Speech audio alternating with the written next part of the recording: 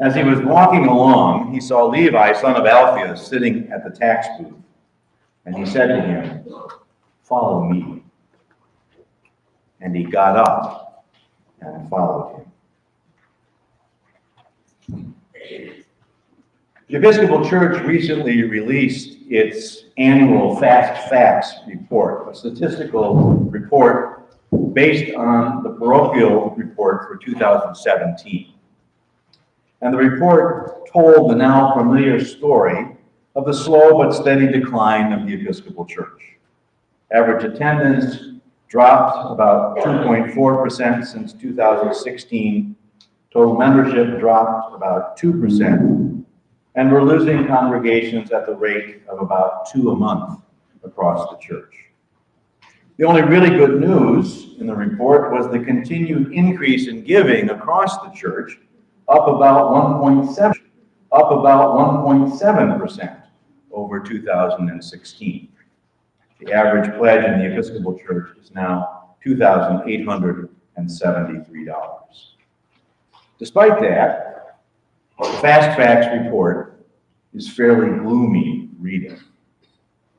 Now contrast that bit of news with the news from General Convention. I've attended General Convention since 1988, and this was by far the most energetic, the most unified, the most public, the least contentious, best feeling General Convention I've been part of. We dealt with tough stuff: the Me Too movement, the detention and splitting of families seeking asylum, gun violence in America, the revision of the Book of Common Prayer, Israel and Palestine, and much more. And yet, despite this, there was greater harmony, greater focus on God's mission, on the work of evangelism and reconciliation than I've seen before. Now, part of this, no doubt, had to do with the passing of the baby boomer power block. The General Convention, like our federal government, is a seniority system. And the baby boomers have led the church for a long time. My generation has done much good work, and we have also fought the now too familiar battles over human sexuality and public policy. But this time, 2/3 of the deputies at this convention were either first or second timers. The baby boomers did not control the votes at this convention, and that made a difference in the substance and tone of our conversations. Part of it also was the report of the Special Task Force on Sexual Harassment and Abuse, which called us to new awareness of the misuse and abuse of power in our church.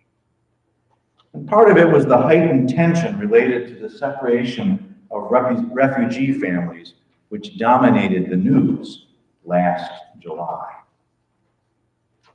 But most of it had to do with our presiding bishop, Michael Curry. Michael transformed the General Convention from a party for church geeks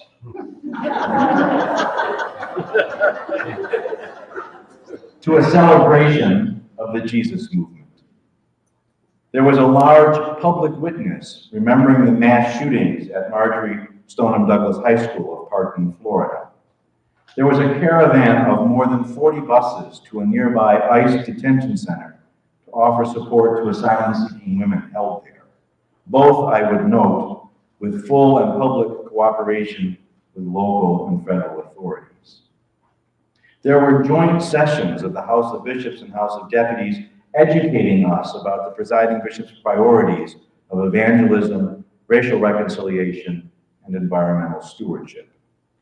There was a service of repentance and reconciliation for women and men who have experienced sexual abuse in the church. There was a large public revival service held in a public event center. And there was finally a program designed to help Episcopalians recenter their lives on Jesus. The way of love is the theme for this convention, and will be used throughout the coming triennium in the congregations of this diocese and across the whole church. What a contrast, the fast facts and the way of love. The fast facts are important. We can't be naive. The downward cultural and economic pressures the church faces continue unabated. The rising generations are deeply suspicious of large institutions, including the church. And we continue to wrestle with the fallout of aging congregations and a wobbly economy. And yet, as Michael Curry pointed out to us over and over again, the true test before us is neither cultural nor financial. The true test is spiritual. Will we follow Jesus? Will we make the way of Jesus the center of our lives? Will we treat others with the love and respect offered to everyone Jesus encountered? What matters, said our presiding bishop, is our faithfulness. That's the measure God cares about. Ours is a resurrection faith. And if God is calling our old church to die so that a new one may be born, then so be it. Our task, wherever we are, is to remain faithful and to follow the way of love.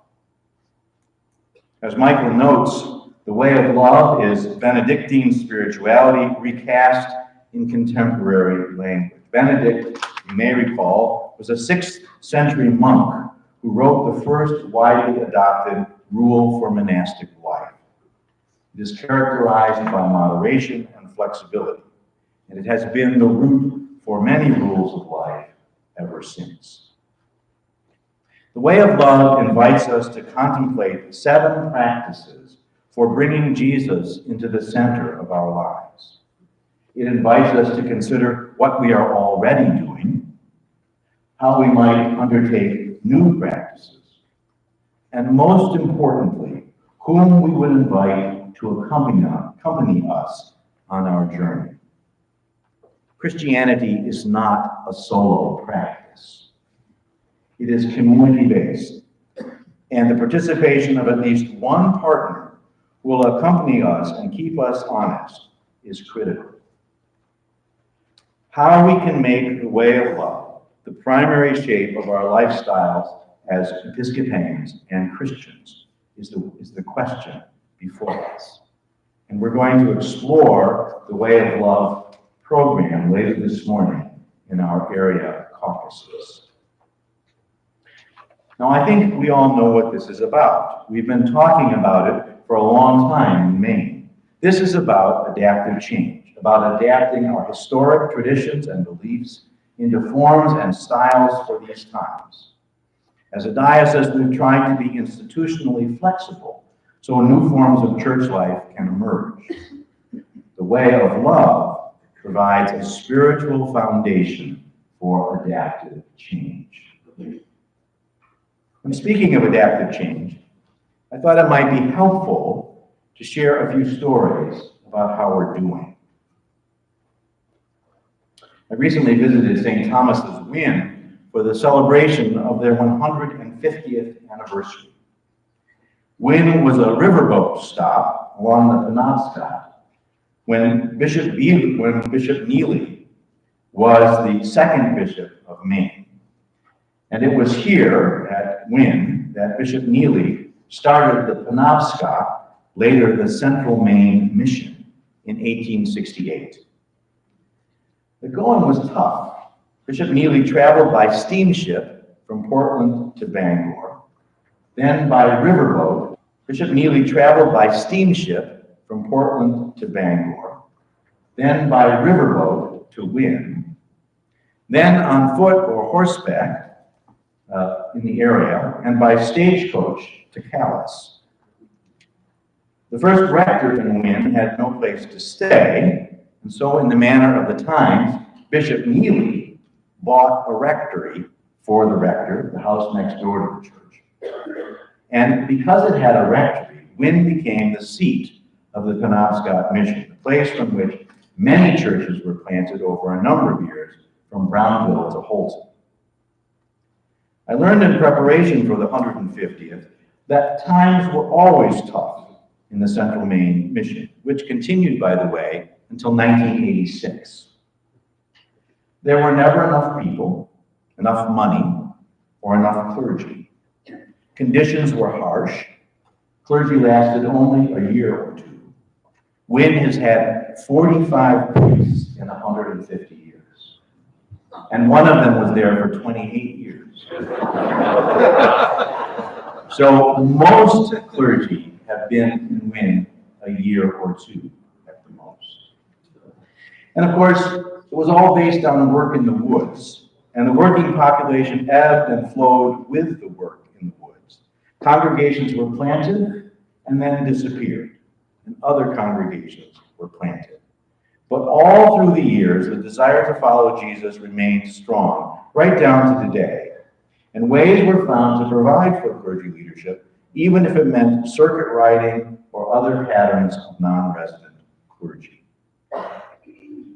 The 150th celebration of St. Thomas Wynne, which currently shares 2 retired priests in a sort of tag team priest-in-charge structure, gives me hope that we can rediscover possibilities that we already know, that we will live into our history and discover possibilities and patterns for clergy leadership that may be helpful in our own time.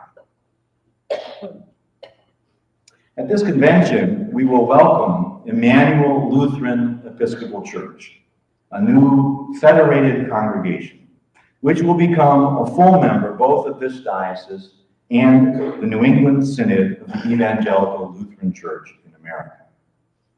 We worked closely with the Lutherans in New England for some time now, and we have half a dozen collaborative projects in the diocese. This takes things a step further and is, I think, a sign of hope for the future. Bishop Hazelwood and I, Bishop Hazelwood of the New England Synod and I, are now talking about doing clergy transition in Maine together. And we're looking forward and considering where we might one day see other federated congregations. Emmanuel Church is the serendipitous outcome of an effort to preserve the ministries that were based at St. Mark's, Augusta. That church, unable to support a rector and in danger of going bankrupt, had service ministries that were so valuable that none of us could contemplate closing them down. So we searched for years for ways to sustain the ministries as St. Mark's transitioned to a new way of being. Many of you will recall that we engaged the 5 congregations of the Greater Kennebec in conversation for a couple of years. And during that time, the Lutherans joined in. Out of that happy circumstance and much, much hard work, Emmanuel Lutheran Episcopal Church has emerged. It is not something that any of us imagined in the beginning, but it is the most fortuitous ending. And those ministries, now called Bridging the Gap, continue to flourish. We will celebrate our union with Emmanuel after lunch. Our Living Local Joining God program is about to complete its 2-year run. Of the original 12 congregations, 7 have continued, and all have experienced some form of encouragement and revitalization as they have considered how to engage the community beyond their doors. St. Aidan's in Machias, one of the 7, has had a vision for engaging with the students at the University of Maine, Machias for decades. But despite years of patient effort, nothing much worked. Recently, however, St. Aidan's began to provide comfort food and snacks during exams. It was a small matter, but much appreciated. It didn't bring any students to the church, but it did catch the attention of the administration.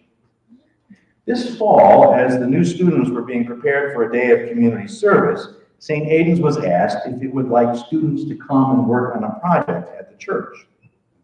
St. Aidan's, armed with the spiritual work of Living Local, said, "No, but we would like to accompany the students as they go out.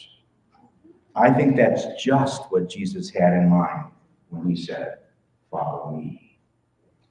Now, there are other stories that I could tell that I'd love to tell, but there's a time limit. Still, I want you to know that we are striving to be faithful, to love and care for God's people, and to do so moving beyond the ordinary constraints of our institutional lives. The key for our future, here as everywhere else, is to follow Jesus. Let me now turn to another matter before us in the Diocese of Maine. The election of the 10th Bishop of Maine is nearly upon us. In just 10 days, or thereabouts, the Standing Committee will release the slate of those proposed for your consideration. I'm very excited about this process. We began with a very strong list of candidates. There were 7 highly qualified participants in the retreat of the semifinalists last week, and I'm anticipating that you will see a very solid list of candidates from which to discern our next bishop. With the announcement of the slate, however, responsibility for preparation will pass from the discernment committee into the hands of the voters. That's you. And it will be up to you to attend the walkabout, to visit the Bishop Quest website to learn about the candidates. The transition committee will provide ample opportunities for you to be prepared, but you will need to do the work. Later today, the Reverend Maria Hecker, president of the Standing Committee, will talk about the process going forward and what you can do to be spiritually centered and ready to vote at the electing convention in February. I firmly believe that the 10th Bishop of Maine will be invited to board a moving train and not push one out of the station. The Diocese of Maine is on the move.